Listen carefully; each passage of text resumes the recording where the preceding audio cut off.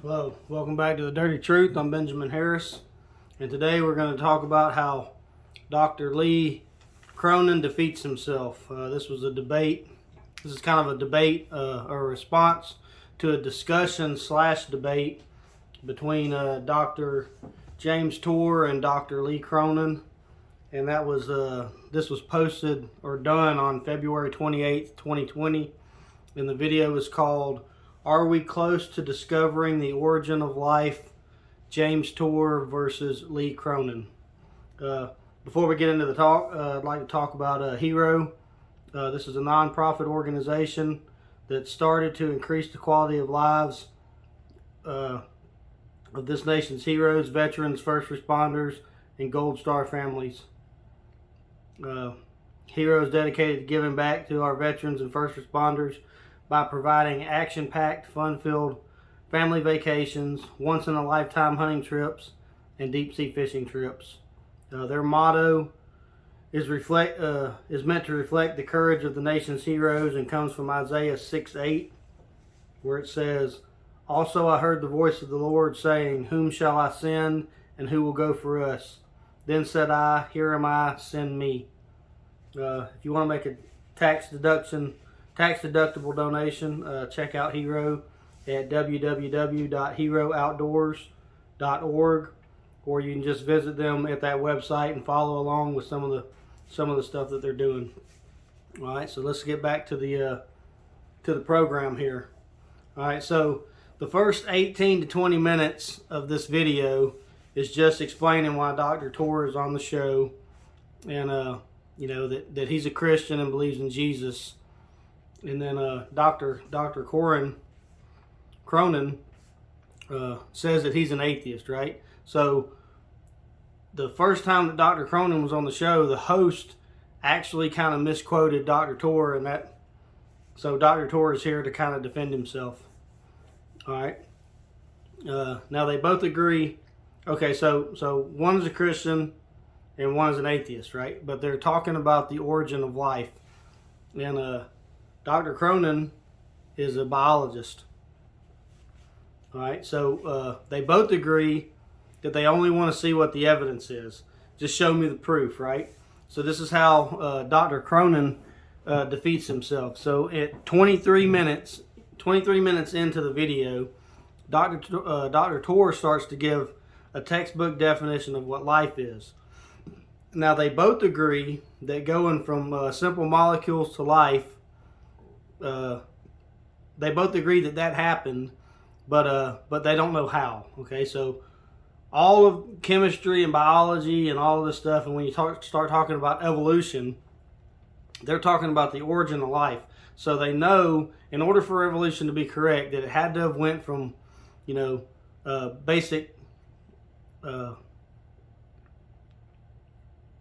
basic molecules to more advanced structures, right? But nobody knows how it happened.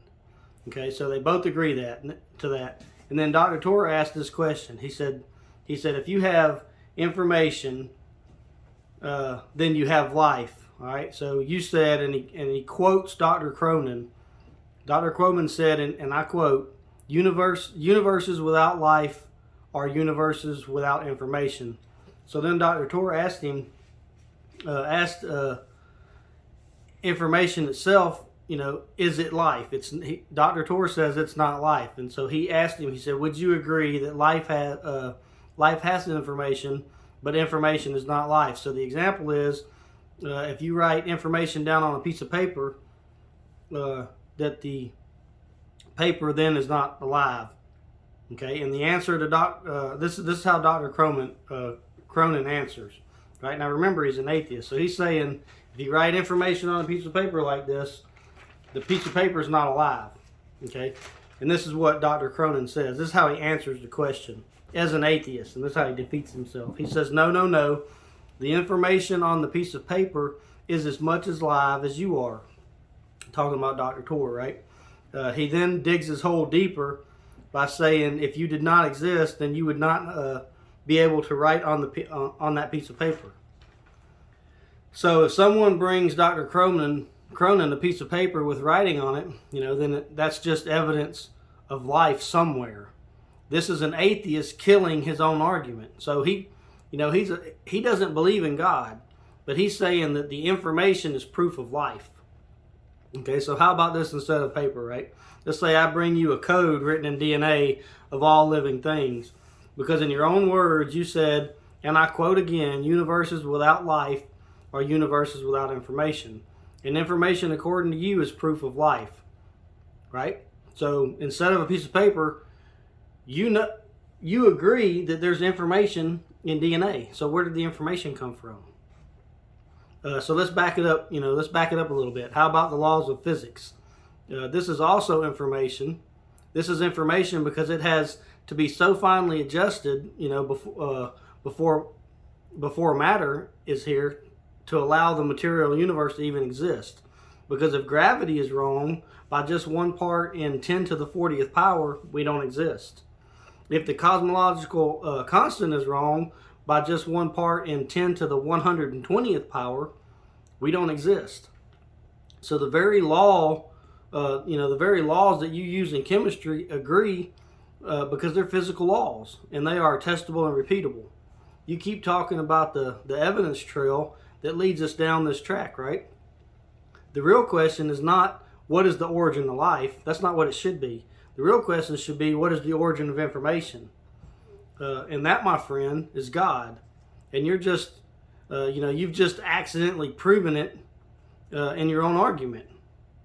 You further the fact that God exists because you claim you haven't made life in your own lab yet, right?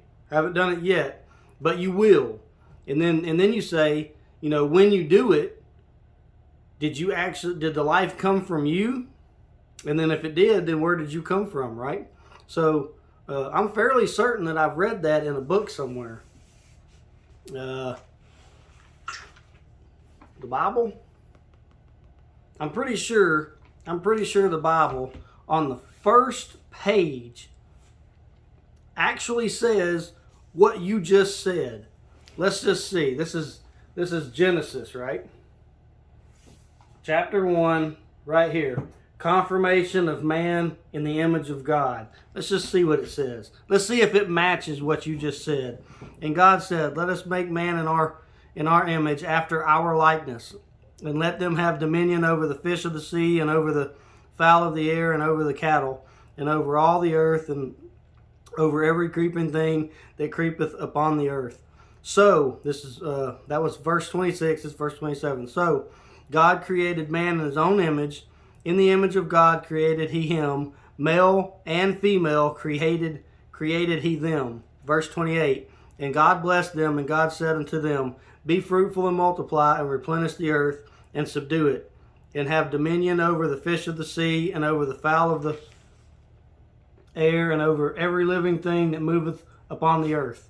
So, the Bible actually agrees with what the atheist just said. It says it in the Bible. His own words are written in the Bible. So the point of this is, that maybe if science looked at, maybe if we looked at science more through a creation view than an atheistic view, that we would understand the science better. Because this is a guy that's trying to make life in his lab. And he's explaining it without, unwillingly how God did it. You're never going to figure it out because we're not God. He put us on the earth. We're made in his image, but he didn't tell us how to do it. We're never going to figure out how to do it because we're not God. So stop trying. Everything that you talk about points directly to God. You want the evidence? It's in your argument. Your whole argument is that God exists. You just don't say it. So, this is just another video of another atheist that kind of shoots himself in the foot. And I didn't I wasn't going to pick on Professor Dave anymore because he's never gonna debate me. He's a coward. He's going to run away. I still want to do a boxing debate with him. Check out check out my last video on that if you want to see the details. But I propose a boxing debate, first one of its kind in the world ever, where I'd be able to beat the truth into him. Y'all please like and subscribe. Leave some comments. If you got any comments that disagree with what I say, leave them. Leave something with some meat in it so we can have a discussion about it. But please like and subscribe, and I'll talk to y'all next time.